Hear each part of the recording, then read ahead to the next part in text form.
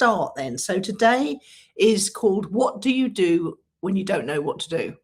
And the reason that I thought this would be a good topic to kick off the video series I'm going to create for a better entrepreneur is that I come across people all the time who know what they want to do eventually, and we're going to talk about that more in a minute, but they don't know how to get there. And in a way, I'm in that same situation because I'm going through a transition period myself.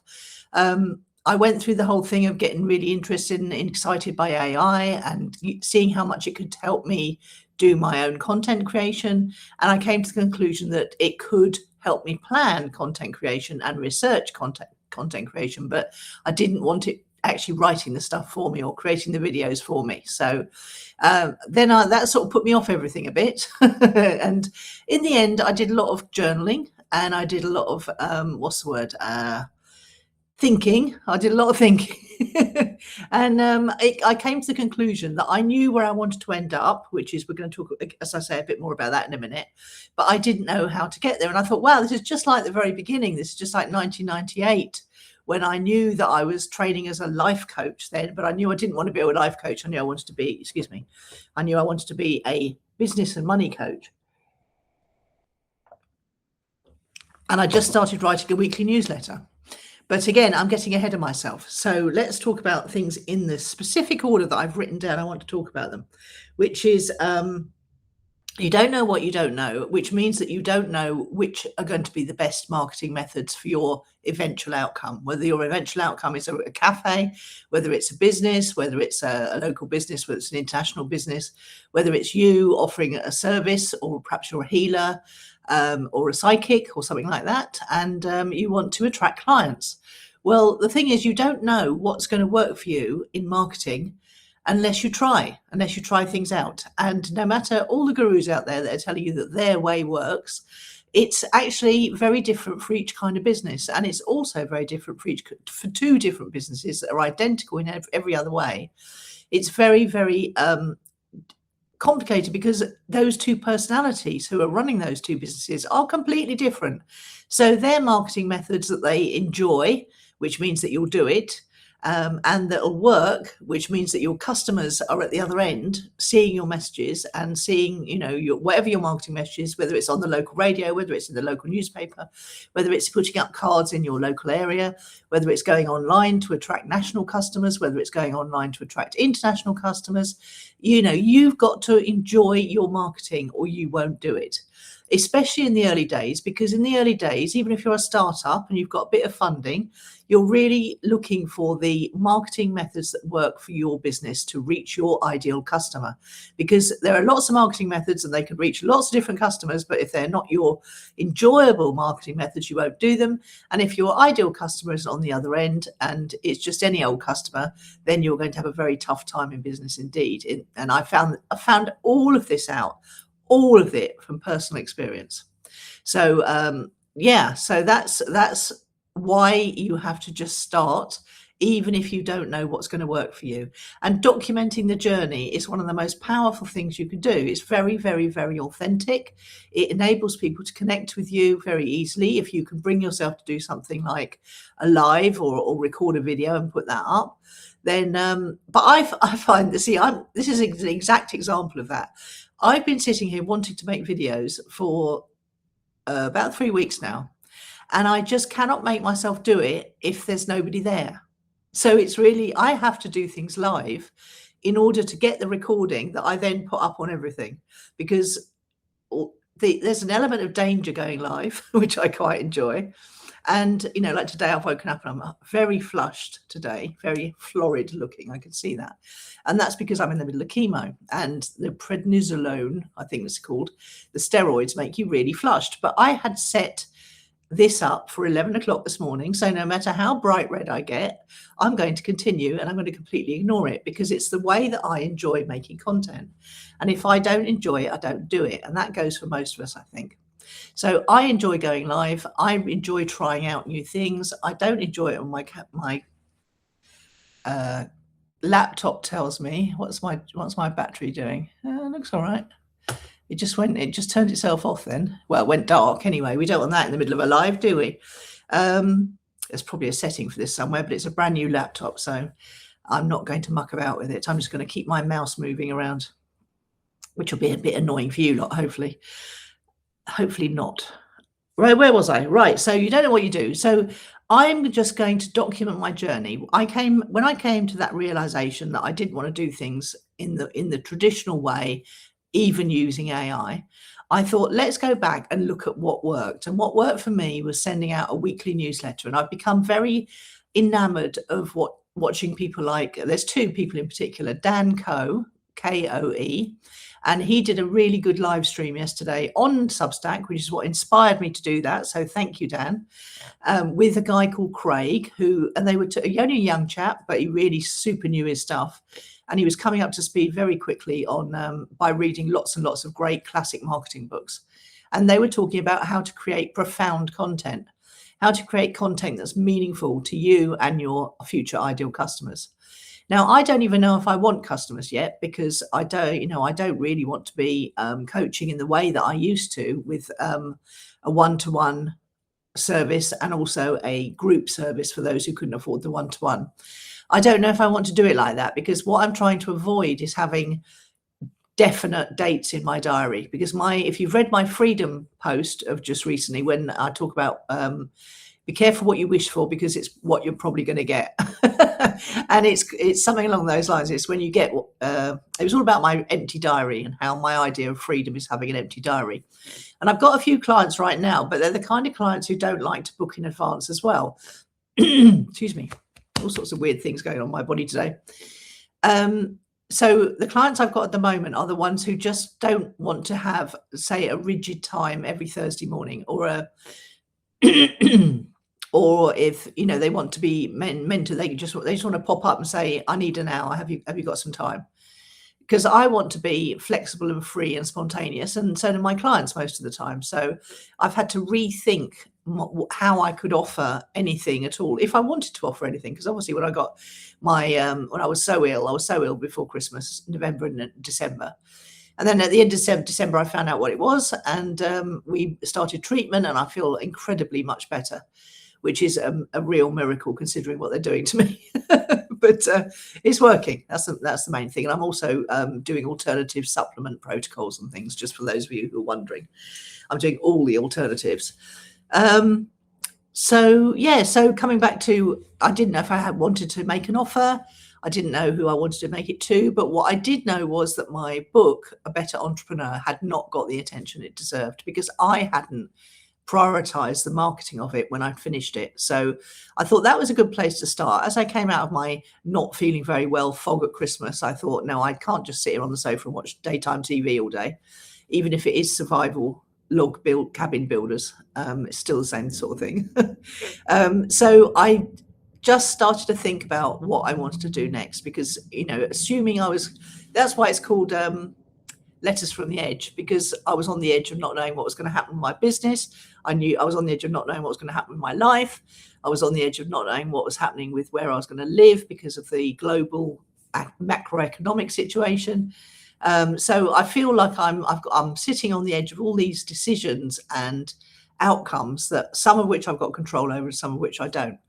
So that's why I renamed the newsletter, because it seemed to reflect more what I was doing right now. And so then, I decided, didn't know what I wanted to offer at the end, did know the book needed some more attention, thought that would be a good intellectual stimulation for me while I was sitting there doing nothing.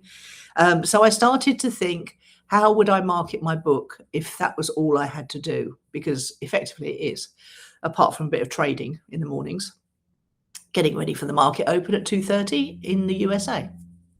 So intellectual stimulation, that's what I was after. So I went back and I thought, this is where I started working with Claude, because ChatGPT is really starting to pee me off with its jaunty tone and blow smoke up your ass demeanor.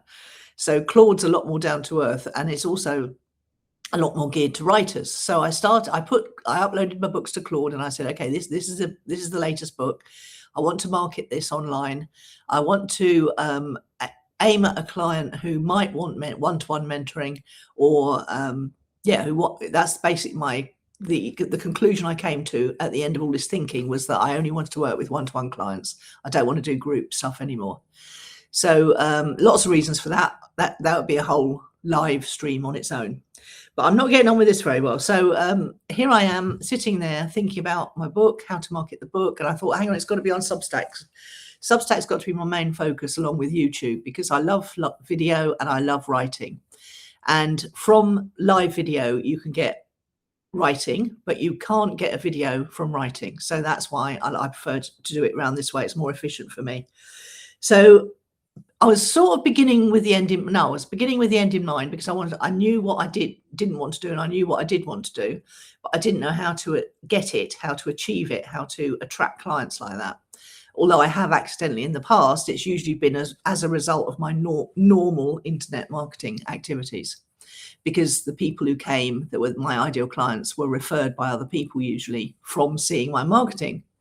So you can begin with the end in mind, which is the kind of clients you want to attract for your business, and what kind of clients those are, and where they're likely to be, and what they're likely to consume, if anything. And if not them, then the people they would refer them to you, what would they be consuming? I know that my market is massively on Facebook, but I don't really enjoy Facebook anymore. So I need to create content on another platform that I can then repurpose for Facebook. So beginning with the end in mind gives you a really good idea of where you need to be, who you need to be talking to, what you need to be saying. Or alternatively, you can start from the beginning like I did back in 98, where I didn't even know that I thought I was building a coaching business, but it turned out to be all sorts of other things came along as well, as I saw the opportunities. And but I was just documenting my journey. Every single week I used to send out a newsletter called Diary of a Seaside Landlady. It was just my name first, and then when I bought the hotel, it became the Diary of a Seaside Landlady. And every single week, just by documenting what I was doing, how I was learning about how money works, because it was a financially orientated newsletter in those days. I was learning what I learned around property. I was learning what I'd learned that week about internet marketing, business marketing, business and internet marketing, business online and offline, really. Stock market, and what was the other thing? Property, stock market, business, and internet business. That was it. So it's 3 lanes of the wealth highway, and I made it 4 because I separated out the 2 kinds of business. And so you can begin at the beginning, not knowing what you're going to be doing at the end, but documenting your journey. Or you can begin at the end, know what kind of clients you want to attract, know what you want to offer them, and then puzzle out where they are and where they can be found and where you can get in front of them. And so then, why do you need to create content?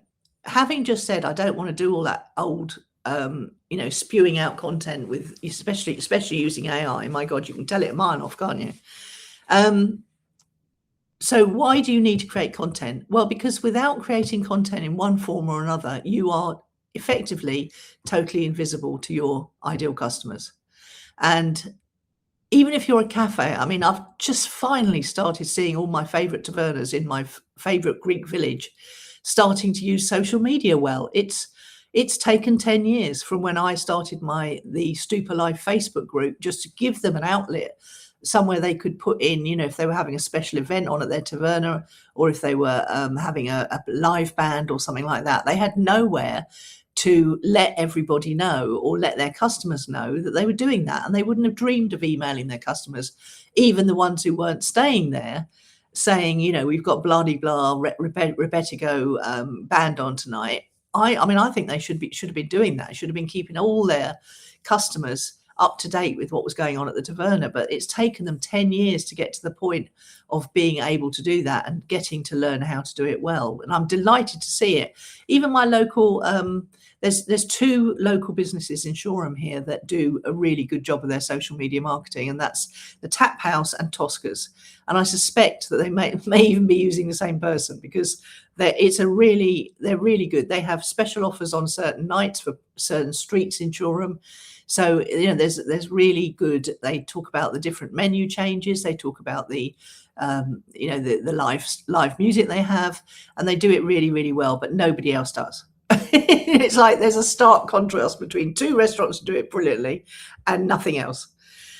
So that's why you have to do it. You have to create content in some form because you have to have something to reach out to your customers with. And if you don't do it, you're invisible and your competitors will hoover up all your customers. So how do you know what to do or where to do it? Well, I've just told you. We began with the end in mind on my previous thing there. So that's why you need content, because your competitors are doing it, because you need to have something to reach out to customers with in a non-pushy sales way. And you need to make a journey of your content. And, like I say, it's all about the customer journey. And they say it takes customers 7 to 10 times to get to know you well enough to perhaps show an interest in something. Everyone's filtering out, because we are bombarded with gazillions of ads more than we used to be in the olden days being when I was young. And so it's really important that you make a journey of it, that you find things. I mean, one of our local restaurants that does things really well is it takes pictures of the dogs that come in, because it's a coffee shop in the daytime and a restaurant in the evening. And they always have people with dogs going past. And Shoreham's a very dog-friendly place. Lots of the businesses put out bowls of water for passing dogs and things like that. And one of them in particular keeps her dog in the salon. So, all the dogs going past, they like to have a sniff and a nose about. It's really nice. And so that's one of the things that one of the restaurants does. It takes a dog of the day picture. So you've got to find something.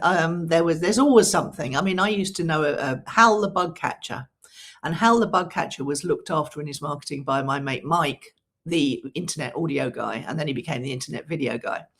And he was just great at getting Hal to be the preeminent bug catcher in the area. I mean, I couldn't watch some of them because they were so full of bugs, but it's like he was crawling under people's houses and fumigating all sorts of horrible things. And, it was in the deep south. Where are they? They're down in Alabama.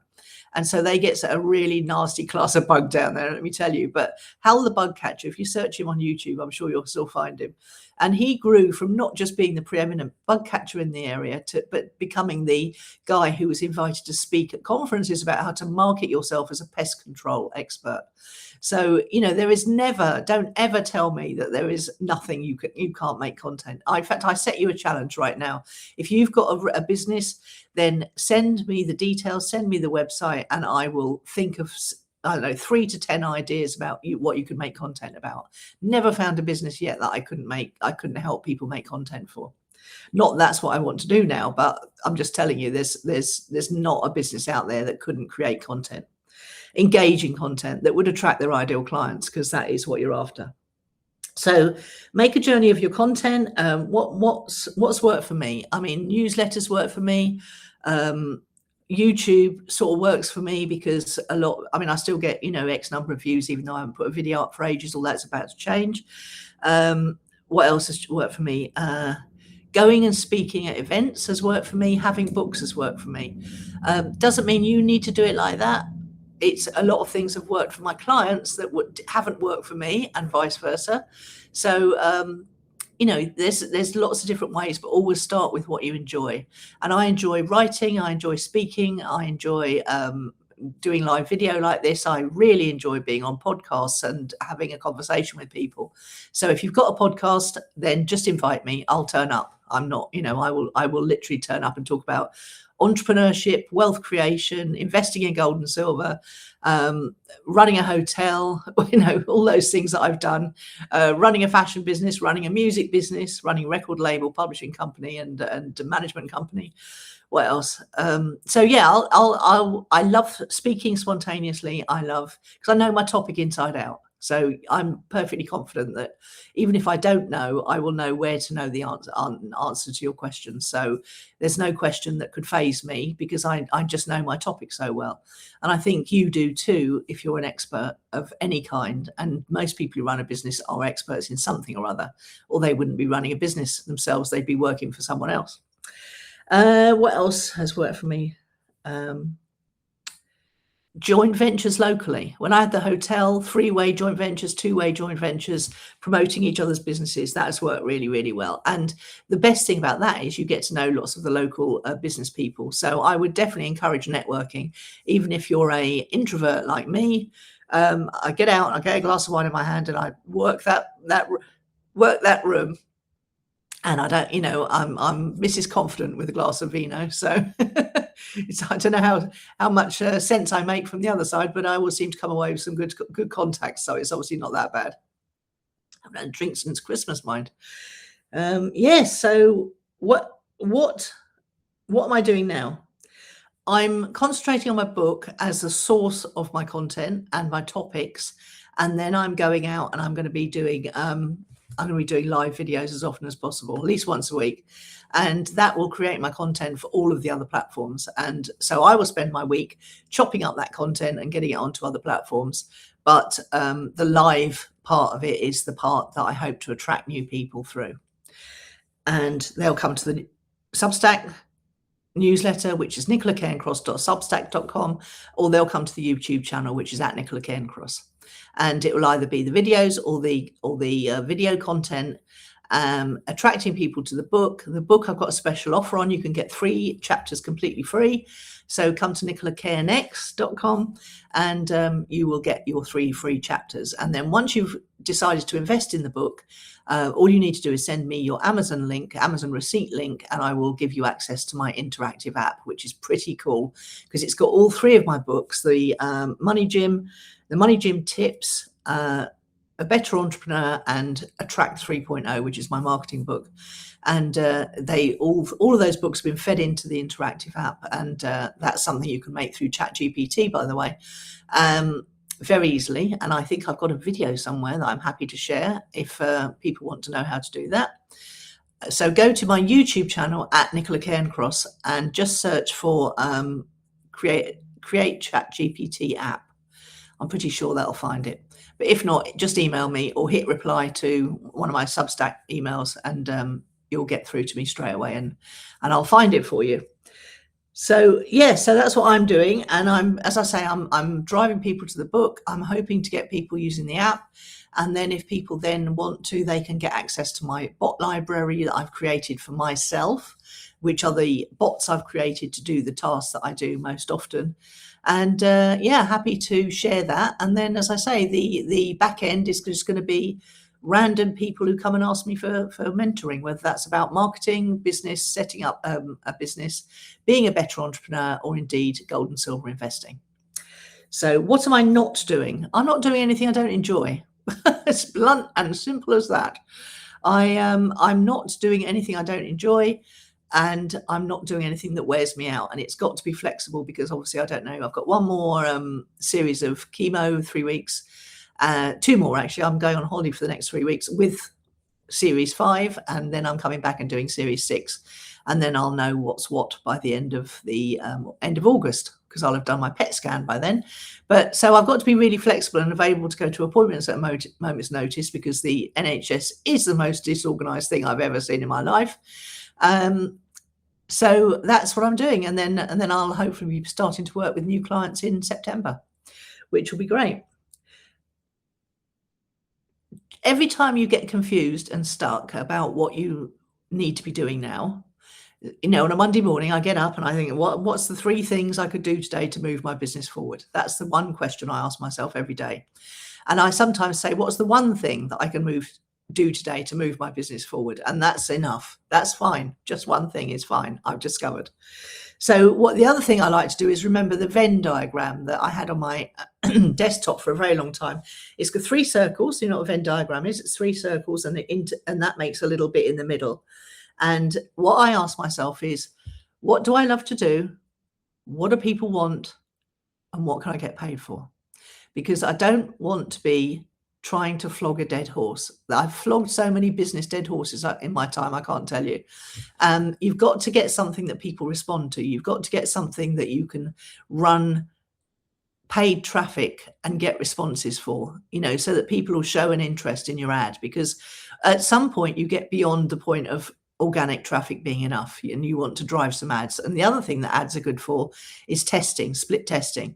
So I was talking to ChatGPT about my book and the Amazon KDP ads I was running, a bit like Google ads but on Amazon, and I've learned how to do that as well, obviously. So but it was talking about how you can split test with ads. And ChatGPT was saying, oh, your book's the wrong color. It needs to be something that jumps off the page more. It's white with a black and orange writing.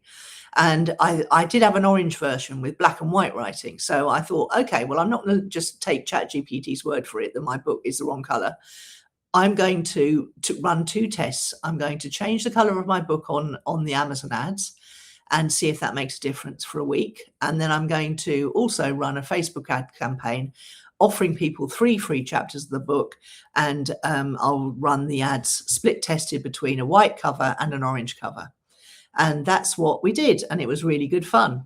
And it worked really well. And of course, the outcome surprised me, because usually the outcome is the one you least want, which is really galling for the ego. But if you're managing to put your ego to one side and think, no, I'm split testing here, my ego's got no place in this, then I was really pleased that it chose the one that I liked. I got many, many more clicks on the white background book cover than I did on the orange one. So that's why Facebook ads is quite good. And the other thing is that Facebook ads shows you whether there's any interest in your topic at all. And if you can't get anyone to click on a Facebook ad and give you their name and email, then you're going to struggle. So try and pick a business that people want, where you're supplying a problem, an outcome to a problem, or a desire that people actually have. So coming back to the Venn diagram, what I want to do intersected with what people want, and then you've got to make sure that it's also what people will pay for, because you need to be able to get paid for it, whatever it is. Otherwise, it's not a business. Okay, and my next steps are to continue with Facebook and Amazon ads. I've turned the Facebook ads off for now while I'm away, because I will be too busy to upload the leads and make sure they get the free gifts and things like that. So then I'm going to come back and restart them. But in the meantime, the Amazon ads are rolling. They're very, very, very cheap. It's £50 a month or so for Amazon ads.